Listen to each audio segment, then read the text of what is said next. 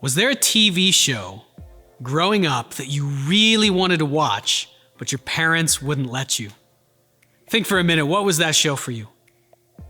For me, one of those shows was Married with Children. Do you remember that show? Oh man, I wanted to watch it so bad, and my parents, they would actually watch it every week, but they made me go to bed before the show came on, and they wouldn't let me watch it. I couldn't figure out why for a long time, and then when I was an older teenager, I watched the show, and I found out that it is totally awful. Terrible show. It's all about a family who are really, really mean to each other on purpose. Totally dysfunctional. In fact, many of the shows that I wanted to watch growing up that my parents wouldn't let me were about dysfunctional families being mean to each other. I bet you if you take a minute and think about it right now, you're going to realize that that's what a whole bunch of the shows that people watch right now are all about. Dysfunctional families being mean to each other. Why do we like to watch shows like that?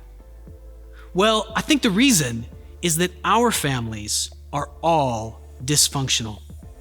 So often we do not have peace at home. And we can go and watch a show on TV about a family that's way worse than us, and then we feel a little bit better about ourselves, right? Well, there's a part of the Bible where God has given us something similar. Our key story for today is going to be the chosen family. So the family of Abraham, Isaac, Jacob, and then Joseph. 4 generations of the same dysfunctional family. And let me tell you, this family is seriously dysfunctional. They had all kinds of things going on. They're trying to control each other, manipulation between husbands and wives, siblings, tricking each other into things. There's massive favoritism going on. Some of them are more like each other, so they favor each other. They leave other people out. Some of the parents spoil their kids until their kids are total brats. And then in the end, there's all kinds of broken relationship. Sometimes such broken relationships that it leads to people who are ready, literally, to kill each other. At Community of Hope Church, we're in a series of messages right now called Plan for Peace. Is there a way to have peace in this life? The deep inner peace that all of us are looking for. Peace in our relationships. The great news is that God has a plan for every human being to have peace. But in order for that plan to work, we have to receive his peace. Our key verse for this series is a statement from Jesus that's found in the book of John, chapter 14, verse 27. We've read it a number of times. Jesus said this right before he left. Peace I leave with you. My peace I give you. I do not give to you as the world gives. Do not let your hearts be troubled, and do not be afraid. So we can have peace. God has a plan. He's done everything that's necessary for us to have it, but we have to receive that peace from him. And we've seen over the last number of weeks that everything Jesus says around that statement is all about obeying God, doing the things that he's teaching us to do. Because if we'll simply try, even if those things are impossible for us, if we'll simply try, God will show up and help us. If we walk in obedience and follow after Jesus. The message today is Plan for Peace at home. How can we have peace in our closest relationships, the people that we live with, the people in our own families?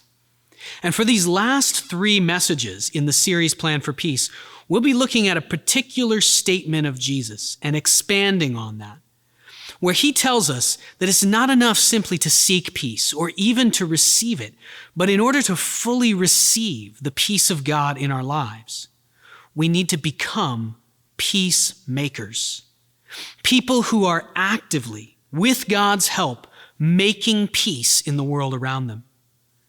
I'm going to read for you from the beginning of what's called the Sermon on the Mount, Jesus' most famous sermon, his most famous section of teaching. And this is found in the book of Matthew, chapter 5. I'm just going to read one line for you. This is Matthew 5, verse 9. Jesus says this, "Blessed are the peacemakers, for they will be called children of God." If you want to be truly blessed, if you want to truly receive God's peace, you have to be a peacemaker.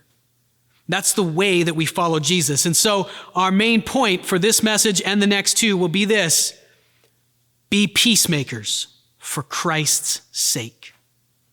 I'm not being flippant there. I am trying to get your attention. For Christ's sake, do it. But really do it for the sake of Jesus Christ. Be peacemakers for Christ's sake. So what we're going to do today is look at 4 common problems that happen all the time today in families and happened in that chosen family, the family of Abraham, Isaac, Jacob, and Joseph, those 4 generations. We're going to look at why this problem happens, how it played out in that family, how it plays out in our families today, and then what is Jesus teaching? What is the way that Jesus teaches us that we can go and be peacemakers in that situation? All right, problem number 1, manipulation. This is where we try to control another person or influence them instead of allowing them to make a free choice. One of the great difficulties in life is that I don't always get what I want. Things don't always go my way. Now, if you step back and think about it, or if you look at another person instead of yourself, you'll see very quickly that there's no particular reason that everything should go my way. You can see that about me very easily. I'm just a person, one person. I'm not some great person. I'm not in charge. I'm not God. There is no particular reason why things should always go my way. But that's very hard for us to see about ourselves. And so when things don't go the way that we expect them to or the way that we want them to, we often try to find some way to solve that. And one of the ways we do it is by manipulating other people. If this person doesn't do the thing that I want, well, it's so obvious to me that that's what they need to do, that it seems right for me to just kind of push them into it. Now, I know I might be doing something a little wrong, but it's not wrong in this situation because it's really what that person should be doing. In fact, hey, I'm doing them a favor. I'm getting them to do what they obviously should do. But no, this is actually a lack of trust in God. If God is in control and He is really good, then I can trust that no matter what the people around me choose, and even when I don't get my own way, God is going to make things turn out for my good if I trust Him and follow Him. That's the truth. So how did this play out in the chosen family, the family of Abraham and his descendants? Well, you see it a number of places. One of the places is with Abraham and his wife. So for a long time, Abraham's wife, Sarah, couldn't get pregnant. And that was something that was very, very much against what she wanted. And so she tried to manipulate the situation. Let's take things into my own hands. God is not making this turn out right for me. She actually went and convinced her husband, manipulated him, and got him to take a mistress so that another woman could have children for them. That this was her plan so that she could have children. And it turned out terribly. Manipulation. She shouldn't have tried to control him. Another place we see this is with Jacob and Esau. We talked about them in a video earlier this week. 2 brothers who were very, very different from each other. Esau was the man's man, and he was the firstborn, and Jacob was softer, gentler, but he was very good with words. He was very intelligent. And so when he saw his brother getting dad's attention and getting all the things that Jacob wished he could have, like the inheritance and the blessing of their father, he decided to trick his brother, who wasn't actually all that smart. He tricked him in a number of different ways, got him to sell his inheritance and give up the blessing from their father, caused a war, a family feud between him and his brother because he tried to manipulate and control him.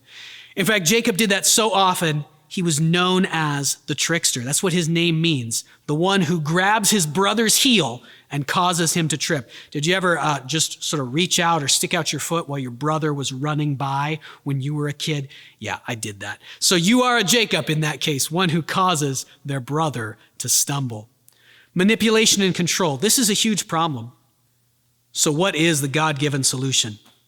If you want to be a peacemaker in your home, in your generation of your family, what should you do? Well, here's the long and short of it.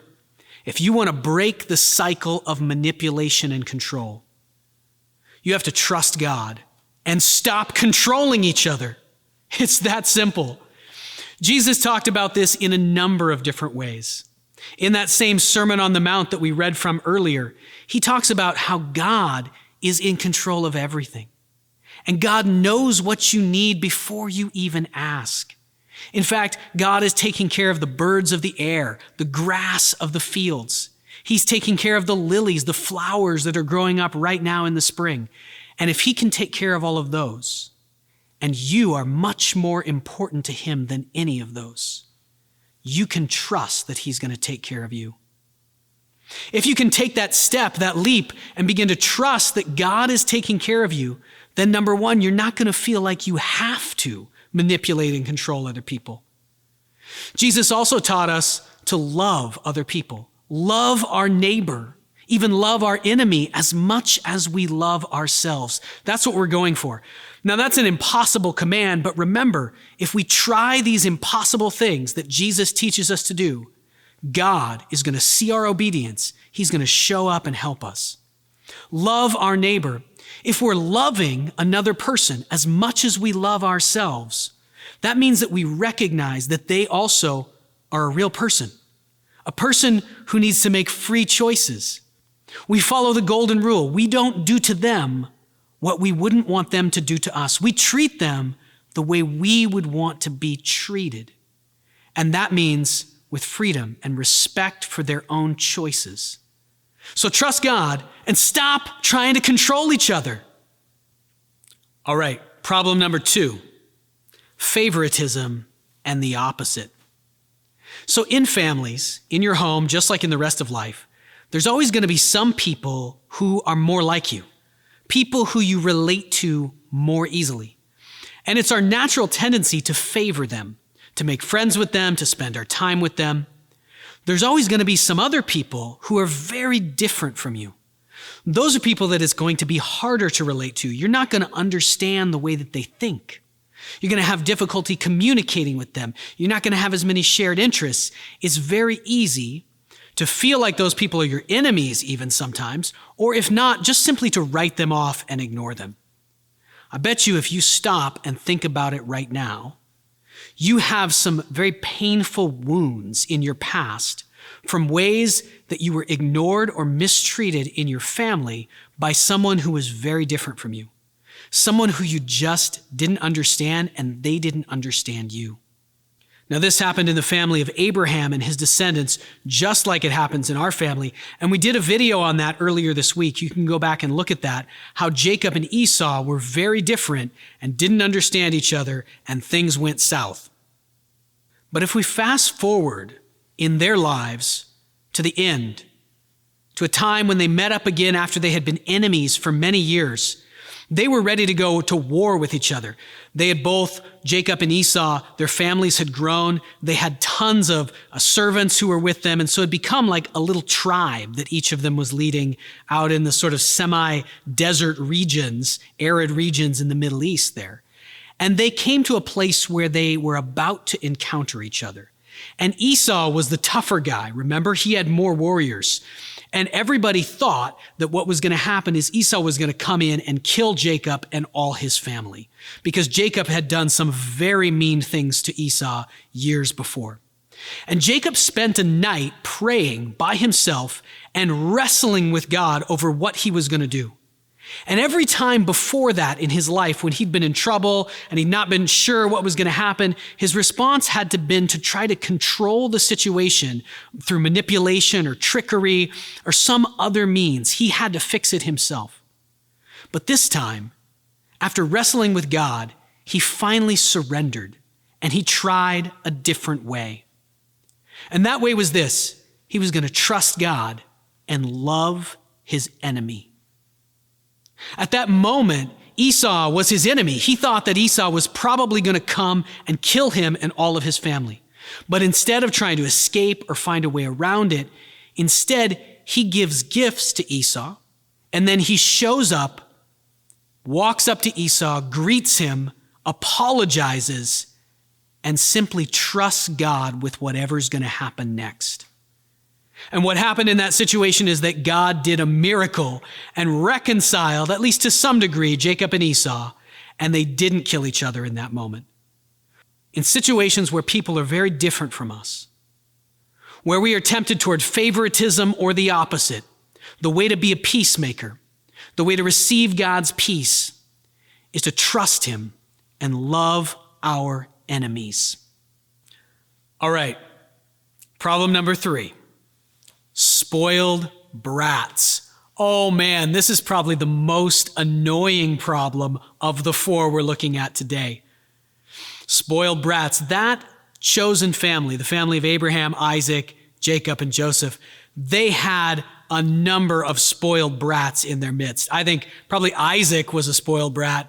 I think Jacob also was a spoiled brat. But the biggest spoiled brat of them all was Joseph. Sorry if your name's Joseph. He was the worst. You see, his dad, he had 11 brothers, 12 brothers total. And his dad very clearly and just out loud favored him among all the brothers. Could you imagine when you were growing up, maybe if you had siblings, so think back, if your dad or your mom just came in with all your siblings there and regularly said things like, "You are my favorite. You are better than all your brothers and sisters. You are the best one," and gave you all the best stuff. You know, when your dad went shopping or your mom went shopping, they bought you all the nicest clothes and they gave your brothers and sisters just hand-me-downs. They bought you the best food. Well, that would be crazy to us today, but that's actually what happened to Joseph while he was growing up. Remember that story? He had a coat of many colors. Well, this was, the bling bling coat that he was wearing. Dad spent all the money to buy Joseph the best coat so that everybody, when they saw him, would know Joseph was the best kid. And so Joseph obviously became a spoiled brat. He started having these dreams. They were in some way from God and they were about the future. But basically what he did with these dreams is he went around and started telling his brothers how he was going to be the king. He was going to rule over them and they were all going to bow down and serve him. And then he started telling his mom and dad how in the future they were going to bow down and serve him too. Could you imagine? What would you do with Joseph? Well, you might beat him up. You might throw him in a pit and sell him in slavery into Egypt. And that's exactly what they did. They got rid of him, right? Spoiled brats, we can't stand them. So what is the solution to spoiled brats? We had a video earlier this week, and you can look at that on why we sometimes spoil our kids and how we don't recognize it if we're the ones doing it. But the solution we said in that video to raising spoiled brats is that we need to recognize that suffering is not a bad thing. We need to embrace suffering in many situations. So if you grew up and you were a spoiled brat, one of the things that you need to learn to do is embrace suffering in your own life. It's good for you to not always get what you want. It's good for you to not always be first or have the best or be the best. It's good for making you into the person that you were made to be. And that's the way God is trying to use it. One of the things that Jesus taught us and taught his earliest group of friends was this: if you want to be the greatest, if you want to be the very best of all, how do you get there? Do you get there by trying to be the greatest? No. That's how you wreck your family and your family's history for generations. Try to be better than other people. The way that you become the greatest is by becoming the servant of everyone. Jesus also said that many who are first will be last, and the last first. So how do we make peace in a family full of spoiled brats, if that's where we're at? Well, we put other people ahead of ourselves, and we seek the lowest places. That's how we do it. Trusting God the whole time. Our Bible college this last year out in Toronto had a great slogan for the year that sums up the teaching of Jesus and illustrates it in a powerful way. And here's the slogan: race to the back of the line. When you were a kid, you probably raced many times to get to the front of the line. Maybe you're still doing that as an adult. If you want to become a mature follower of Jesus, a person of God, if you want to be a peacemaker in your family and in your generation, you need to flip that on its head. You need to learn to race to the back of the line. And problem number 4, broken relationships. Now, this problem is a result of many of the other problems, but it's also a result of our willingness to quit on people, to give up on them because things are taking a long time or the same problem happens again and again. So we see this all over the place with the chosen family, the family of Abraham and his next 3 generations after him. We see it vividly in Jacob and Esau, right? When Jacob manipulated Esau and tried to get his own way and Esau was ready to kill him, Jacob just runs away from his problems.